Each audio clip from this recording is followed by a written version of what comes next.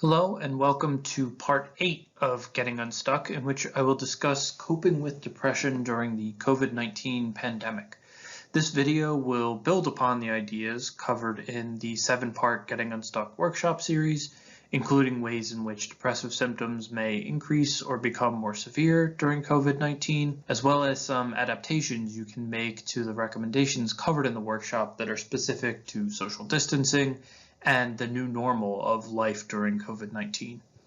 This video is designed to work in conjunction with the previous 7 Getting Unstuck videos, including the utilization of the worksheets provided with various sections of the workshop. Therefore, if you have not viewed those videos, it is recommended you do so now before moving forward with today's video. Let's begin by talking about how COVID-19 can lead to an increase in depressive symptoms. First, it's important to recognize how isolation and depression work together in a self-perpetuating cycle. In the first 7 videos, we discussed how depression often leads to more isolation. However, this cycle can also work in reverse, meaning that as we are all forced to isolate, this naturally can lead to an increase in other depressive symptoms. COVID-19 has also created a lot of losses for all of us, regardless of the degree to which you and your family may have been directly impacted. Just the simple act of school and work taking place remotely instead of in person leads to a loss of normalcy. And as we lose our normal lives, it's natural for us to experience grief in the form of sadness, anger, frustration, and yes, even depression. In much the same way that grieving the loss of a loved one can lead to depression, so too can the loss of our normal routines and normal lives. Then finally, working and studying from home also leads to a lack of structure in our lives. So for example, we typically follow a sleep schedule not necessarily by choice, but because we have work or classes to get to in the morning. However, during COVID-19, it may seem as though there's no reason to get up in the morning or to get out of bed at all, as you can do most of what is required of you from the comfort of your own bed, such as attending Zoom classes or completing schoolwork on your laptop. This lack of structure then leads to a lack of naturally rewarding or reinforcing activities in much the same way that we see these activities diminish as a result of depression. So in many ways, our lives during COVID-19 mimic the symptoms of depression, and thus coping during this time is in many ways similar to what was covered in the first 7 videos of this workshop series. And the remainder of the slides today will focus on ways of adapting some of what was covered to help cope during COVID-19, because in many ways it's similar and in some ways it's a little bit different. So next, we'll shift our focus to the cycle of helplessness and hopelessness and how this cycle has been elevated and escalated in many ways during COVID-19 for a lot of us. So first, let's just define those two terms. So helplessness is sort of equating to this idea of there's nothing I can do to fix this crisis. Just true for many of us. There's very limited amount we can do to try and fix the circumstances we find ourselves in. Then hopelessness equates to this belief of the future is bleak and or the circumstances will get worse before they improve, if they improve at all. So this kind of thinking is naturally occurring for a lot of us during this crisis because, as I said, in a lot of ways we are helpless, and in a lot of ways the uncertainty of the future can lead to a lot of hopeless thinking. And the idea here is not necessarily to dismiss these thoughts or try to get rid of them, but rather to try and balance them with focus on other areas that still are true during this time, such as focusing on what we still can control, even while there's so much going on in the world that we can't control. And what we can control right now is really the daily routine. Focusing on the next 24 to 48 hours can be extremely helpful, as opposed to focusing more on the long term and worrying about how long this will last or the impact that COVID-19 will have on our lives even after restrictions are lifted. So again, not trying to get rid of those thoughts, but rather just bringing your focus back to what you can still control, which is your daily routine in the next 24 to 48 hours. As well as to continue to focus on the positives that exist, even in a world where so many negatives are happening and are the focus of news and social media on a daily basis. So by continuing to focus on the positives, what we mean is focusing on what you can still be grateful for even in these challenging times, whether that be the fact that you still can attend classes or the fact that whatever else that could have changed, whether it's just the fact that you are healthy or that other members of your family are healthy, or really just anything else in your life that you would typically be grateful for that hasn't necessarily been impacted, or maybe has been impacted less than you could have imagined it being impacted. So again, this idea of helplessness and hopelessness is naturally going to increase during a time of crisis such as this. And while that is absolutely accurate and real, what can be helpful is to focus more on what we can control as opposed to what we can't, with what we can control being our daily routine, and also focusing on the things in our lives that are still positive and the things for which we can still be grateful. Now, the rest of this video will focus on that idea of thinking just about the next 24 to 48 hours and your daily routine. What can you do with that routine to make it as rewarding and reinforcing as possible during a time when it's especially challenging to do so?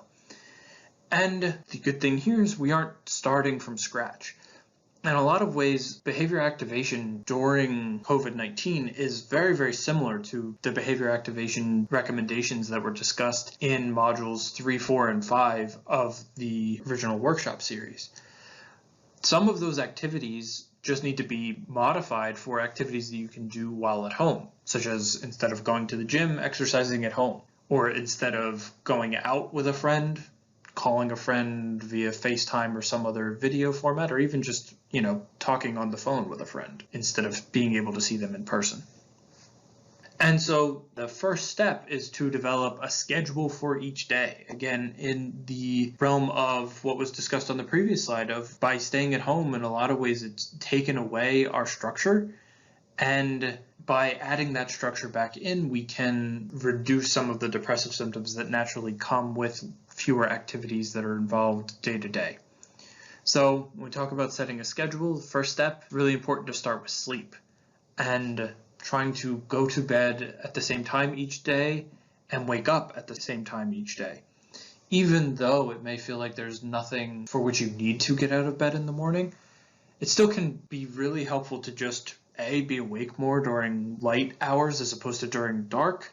And it's also helpful to have that kind of structure because our bodies naturally follow a rhythm. So being able to go to bed and wake up at the same time each day just creates naturally creates more energy during the day. Then another part of keeping a daily schedule is planning your meals and cooking those meals, preparing your food at the same times each day, being able to think of what you're going to eat in advance, and also just making sure you are still eating, as sometimes that can disappear from a structureless life. Like structured meal times can be one of the first things that go away. Then we also want to make time in that schedule for work, whether that's co-op, a job that you have, schoolwork, attending classes, being part of organizations and clubs, anything like that. Making some time for work each day, because now more than ever, it's the gaps between weekdays, weekends may be more or less important for you depending on your specific circumstances. So if you're someone who has a job where you're working remotely each day of the week through co-op or something else, then maybe it's important to have your weekends dedicated to more pleasurable activities. And if you're someone in classes, then it might make sense to balance schoolwork during all of those days so that you have sort of more structure on each day of the week. So as I just mentioned, another important aspect to the schedule is pleasant and enjoyable activities. And then even in addition to work, other chores and mastery activities are also important to include. Again, with the idea of mastery being activities that are important to you that give you a sense of accomplishment. Then finally, something that's really important during COVID-19 is social activities, which for a lot of us, we tend to fall into kind of pessimistic thinking when we think, oh, I can't go out, so that means I just can't be social at all. In a lot of ways, technology is extremely helpful for us to still be social during this time. So reaching out to people that maybe you haven't spoken to, people that you would typically see, or people, in some ways, if you have friends that are longer distance or family members that are longer distance, in some ways this time can be a blessing in the sense that there's no reason not to see them just as much or as little as you see anyone else. because we can connect through technology, through video calls, FaceTime, just through phone calls, text messages, email, social media, anything like that.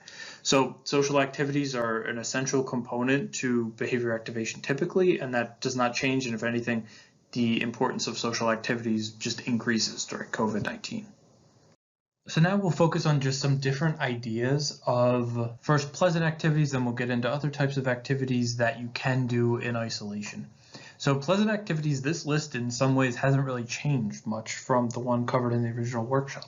So things you can do at home for fun can be first reading for pleasure. So you're not just reading for class, but finding things that you enjoy reading, listening to music, watching TV, watching movies. Within reason here, of course, we don't want this to, actually with any pleasant activity, you don't want that to be your entire schedule, but having it still be part of the routine is very important. So TV and movies, playing with a pet, or going for a walk with a pet, to whatever degree that's possible. Video games, coloring, painting, drawing, sculpting, again, to whatever degree you still have those materials available. As well as trying out new hobbies, such as there are plenty of different organizations that have created like virtual access to museums, zoos, other places like that. Not necessarily a hobby, but just something enjoyable that you could do during this time remotely. And there is a list of some of those resources on our website as well. Then mastery activities that we can do in isolation. First, continuing to shower daily or on whatever schedule you would typically shower. Continuing to do so even though in a lot of ways it's true during video calls people may not be able to tell, it still is important to follow that kind of routine and still do these daily chores or daily responsibility, daily hygiene practices we would typically do to help cope with that loss of normal. If we can keep as much as we can normal, it helps in a lot of ways, as well as just the feeling of accomplishment that can come from knowing I didn't necessarily need to shower today, but I did it anyway. Same goes with doing laundry on whatever schedule is necessary, or even doing it a bit more frequently than is necessary if that's feasible for you, just to add in more chores and different things that you can do to give yourself some sense of accomplishment. Same goes with washing dishes, exercising, for which, as I mentioned before, exercising will probably look a bit different because you might not be able to do that outside, can't go to the gym, but you can do exercises at home. Whether that's a lot of exercise programs and videos that have been made free online or any other resource you want to utilize for yourself to continue to exercise and do something active while at home. Other mastery activities can be returning calls and emails, which could be from people maybe you don't necessarily enjoy conversing with, but just again, doing that to give yourself some sense of accomplishment, as well as keeping your area tidy, whether that's your room, house, apartment, whatever the case may be. You're going to be spending more time there, so you might as well keep it clean, and the act of keeping it clean can be a great way of giving yourself that sense of accomplishment and adding a bit more of a rewarding activity into your schedule, into your routine.